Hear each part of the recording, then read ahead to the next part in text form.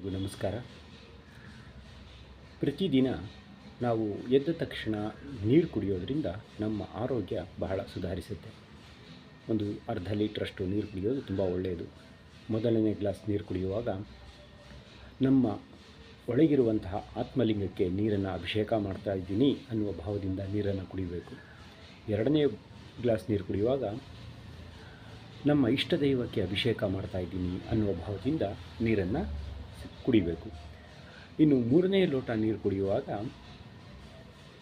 ಓಂ ವಾಸುದೇವಾಯ ವಿದ್ಮಹೇ ವೈದ್ಯರಾಜಾಯ ಧೀಮಹಿ ತನ್ನೋ ಧನ್ವಂತರಿ ಪ್ರಚೋದಯಾತ್ ಅಂತ ಹೇಳ್ತಾ ಓಂ ಅಮೃತಂ ಸ್ವಾಹ ಅಂತ ಸಂಕಲ್ಪ ಮಾಡಿ ಅಮೃತವನ್ನೇ ಕುಡಿತಿದ್ದೀನಿ ಅನ್ನುವ ಭಾವದಿಂದ ಆ ನೀರನ್ನು ಕುಡಿಬೇಕು.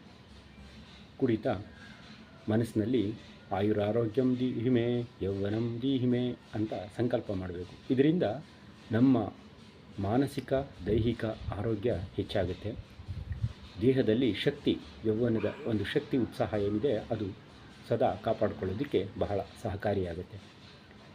ನಾನು ಇದನ್ನು ಮಾಡ್ತಿದ್ದೀನಿ, ನೀವು ಇದನ್ನೆಲ್ಲ ಮಾಡ್ತಾ ನಿಮ್ಮ ಮಾನಸಿಕ ಮತ್ತು ದೈಹಿಕ ಆರೋಗ್ಯವನ್ನು ಹೆಚ್ಚಿಸಿಕೊಳ್ಳಿ. ಮತ್ತೆ ಭೇಟಿಯಾಗೋಣ. ನಮಸ್ಕಾರ.